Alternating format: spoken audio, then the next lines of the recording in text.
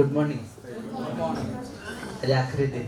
नहीं सर, हाँ सीखने का इस 8 दिन का बस है। हाँ आखिरी दिन नहीं हो सकता। यस, परिचय का आखिरी दिन। ये परिचय शिविर का आखिरी दिन। बढ़िया, अच्छा लगा। लेकिन वैसे आपको कैसा लगा? पता नहीं। और ईमानदारी से बोले सर, 8 दिन क्या चलेगा मालूम नहीं। शुरुआत में मतलब जब शुरुआत होनी थी उसके पहले जब से हमें पता था कि 8 दिन का है, सुबह 8 से 5 का है, हाँ। बड़ा लंबा है, हम टीचर्स इतने घंटे बैठेंगे कैसे, क्योंकि हमारी आदत 5 मिनट से ज्यादा बैठने की नहीं। सही। पर अब विश्वास नहीं होता। हाँ सही है। अब पता नहीं चला कि 8 दिन कैसे।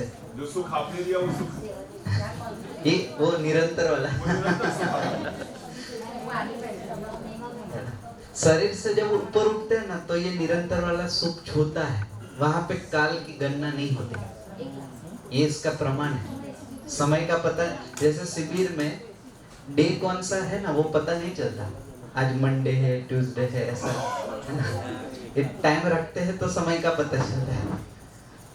तो ये हाँ बढ़िया है। लेकिन ऐसे आज बताऊं तो जो आपने कल और परसों बताया कि आत्मा के साथ जो है समय की गणना नहीं होती जब इस शरीर को छोड़ दो। हाँ पर पहला दिन भले समय की गणना रही हो, हाँ। पर दूसरे तीसरे चौथे पांचवें दिन तक आते आते वो समय की गणना से बाहर। बाहर हो, क्योंकि यहाँ से शरीर लेवल की बातें हम नहीं कर रहे थे ना।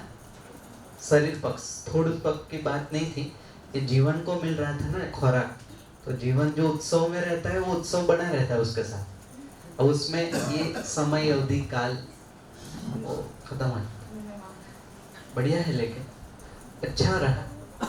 लास्ट में हम फीडबैक सेशन भी करेंगे, थोड़ा रिवाइज करके इसको कंक्लूड करते हैं, फिर नेक्स्ट टॉपिक पे चलते हैं। आज का इस सत्र का आखिरी टॉपिक पे जाने से पहले इसको थोड़ा कंक्लूड। तो कल गोष्ठी में प्रश्न नहीं आए कोई। आप बैठक इसलिए किया। नहीं, वहां तो डिस्कशन ही हुआ, दूसरे ग्रुप में से भी नहीं अच्छा, है। दूसरे में हाँ दूसरे ग्रुप में से नहीं है। समाधान हो गया। समाधान हुआ लगता है। आखिरी दिन आते आते प्रश्न, मैंने कहा था पहले दिन आखिरी दिन आते आते लगभग प्रश्न खत्म हो जाएंगे। अब जो बचे कुचे हैं वो आज खत्म कर देंगे, है ना? लगता है। तो चलते हैं परिवार की ओर वापस। तो कल हमने संबंधों का अस्तित्व देखा।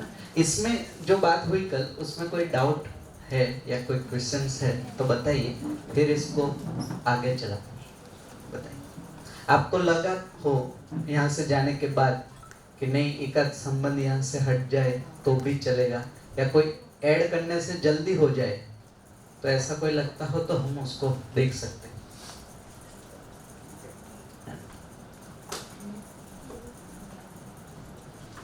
तो जो ध्यान गया हो आपका संबंधों को लेके वो आप बता सकते।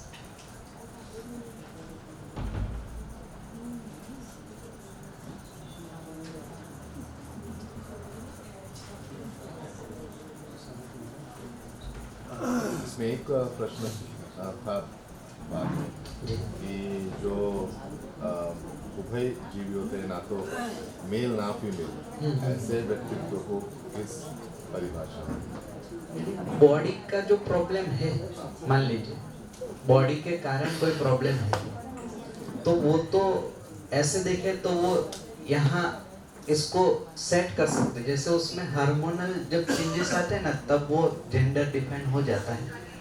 उससे पहले तो वैसे ही कोई जेंडर नहीं होगा, है ना? बॉडी में अगर कोई डिफेक्ट है तो वो भी हार्मोनल चेंजेस के आते आते पता चल जाता है, तो उसको वो अट्रैक्शन होने लगता है। मेल होता है तो फीमेल हार्मोनल्स बढ़ जाते हैं, फीमेल होते हैं तो मेल हार्मोनल्स बढ़ जाते हैं। ये जो बढ़ते हैं वही अट्रैक्शन फील कराते हैं, तो वहाँ पे उसको पता चल जाता है जेंडर। लेकिन जो कंफ्यूजिंग रहता है वो पता नहीं होने के कारण कंफ्यूजिंग रहता है। ये क्या हो रहा है ये नहीं होने के कारण फिर वो अलग कम्युनिटी में फिर LGBTQ जो है वही है। अपने अस्तित्व को बनाए रखने के लिए या समाज में उसको स्थापित करने के लिए, अदरवाइज वो समाज का ही एक हिस्सा है। कुछ बॉडी में कुछ प्रॉब्लम हुआ होता है, ऐसे, और कुछ है नहीं उसमें। बढ़िया। और कोई प्रश्न यहाँ तक? तो एक बार इसको फिर से पूरा कर देते हैं ताकि फिर आगे का पर्सपेक्टिव बना रहे। जैसे हम देखें ये संबंध एग्जिस्टेंशियली है ही, पहले से है ही, हम जस्ट इसको पहचान रहे और समझ रहे, है ना। ये हमने बनाए नहीं है। उसके रिस्पॉन्सिबिलिटी और उसके कर्तव्य दायित्व के चलते हमने कुछ नाम दिए हैं, उसका कोई पर्पस है ना। आज तक कैसा था कि जैसे बच्चा हुआ तो माता या पिता या संतान या दिकरी या दिकरा ये नाम कुछ कर रहे थे। पर्पस क्या है वो कुछ हद तक मिसिंग था। तो पर्पस क्या है वो संबंध को हमने परिभाषित किया था कल। संबंध की व्याख्या क्या थी, यहाँ पे लिखा था, पूर्णता के अर्थ में अनुबंध या जोड़ान जिसको हम बोल रहे हैं। तो पूर्णता यानी एक तो 10 क्रिया पूर्ण हो जाना, फर्स्ट, सेकंड वो जीने में आ जाना। क्रिया पूर्णता और आचरण पूर्णता ये दो ही है। तो देखते हैं, तो यहाँ पे क्रिया पूर्णता होती है। यहाँ चलते चलते जब ये आता है उसके बाद आचरण पूर्णता होती है। तो एक बार फिर से इसको रिवाइज कर लेते हैं। जैसे बच्चा जन्म लेता है तो उसकी जो आवश्यकता रहती है वो आवश्यकता की जो जिम्मेदारी लेते हैं उसको माता पिता बोल रहे हैं। उसमें भी उसके पोषण की जो जिम्मेदारी लेते हैं वो माता, और संरक्षण की जो जिम्मेदारी लेते हैं वो पिता। ये कब तक लेते हैं? तो लाइफ टाइम, है ना। जब तक शरीर बना रहता है तब तक ये जिम्मेदारी होती है। फिर संबंध यानी कोई भी संबंध आप देखोगे तो हमेशा बना रहता है ना, एग्जिस्टेंस में निरंतर है। फिर ये मानव संतान की आवश्यकता यहाँ से पूरी होगी। अब मानव संतान के ग्रोथ के लिए यानी फिजिकल एंड मेंटल ग्रोथ के लिए उसके जैसा दूसरा व्यक्तित्व होना जरूरी है। इसलिए परिवार में भाई या बहन ये पर्पस है। अभी काफी बार ये प्रश्न भी आता है कि क्यों, है ना, एक ही संतान है, ठीक है ऐसा, है ना, तो क्यों दूसरा संतान चाहिए? तो वो गैप रहता है। हाँ, अगर कजिन्स है, जॉइंट फैमिली है तो अलग बात है, क्योंकि उसमें होते हैं भाई बहन, है ना। लेकिन नहीं है तो ये आवश्यक है उसके लिए, क्योंकि उसके बाद जब मित्र बनेगा तब वो उस चीज को देख पाएगा, तब तक ये गैप बना रहता है ना? तो ये चाहिए, लर्निंग के लिए ये चाहिए। इसलिए आप देखेंगे तो पीयर से ही हम लर्न करते हैं काफी सारा। आप देखिए स्कूल में आपको उसका एक्सपीरियंस होगा। जैसे क्लास में अगर कोई बच्चा नया बैग या नया कुछ लाता है वस्तु, है ना, तो आप देखोगे अगर वो बहुत अच्छा लगता है सबको तो विद इन फ्यू डेज काफी लोगों के पास वो होता है ना। ये आप देखे होंगे, है ना। वैसे ही व्हीकल्स को देखिए आप, सेम ही दिखेंगे, ऑलमोस्ट एक एज ग्रुप में लगभग कॉमन होंगे, है ना। पार्किंग देखेंगे ना कॉलेजेस के तो आपको दिखेगा एक जैसे ही है। बच्चों के पार्किंग देखेंगे तो जब वो डिसीजन लेते हैं तो कहाँ से लेते हैं? तो उनके पीयर्स में क्या चल रहा है वो इसी को वो सही मानते हैं और उसी से वो डिसीजन लेते हैं।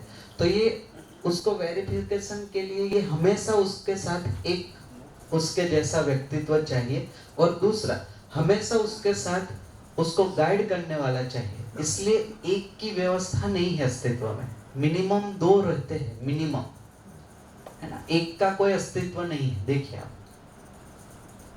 यानी अकेले में कोई अस्तित्व नहीं है, चाहे वो मानव हो या तीनों अवस्था हो। कभी भी आप देखोगे सिंगल एंटिटी या यूनिट नहीं मिलेगा आपको, तो अकेले में अस्तित्व नहीं है, वो परस्परता में ही होता है। तो जब वो यहाँ से गाइडेंस लेता है और वो गाइडेंस को अगर वेरीफाई करना है तो उसके जैसे व्यक्तित्व के साथ वेरीफाई करता है। इसीलिए एक एज के बाद मित्र या उनका प्रभाव बढ़ जाता है, उसको पीयर प्रेशर भी बोलते हैं उसको, क्योंकि वहाँ से उसको ज़्यादा कनेक्टिविटी फील होती।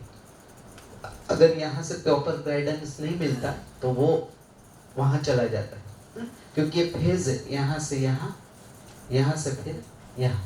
अब उसके जैसा परिवार में जो होता है उसको हमने भाई बहन कहा, उसी के जैसा परिवार के बाहर वो जो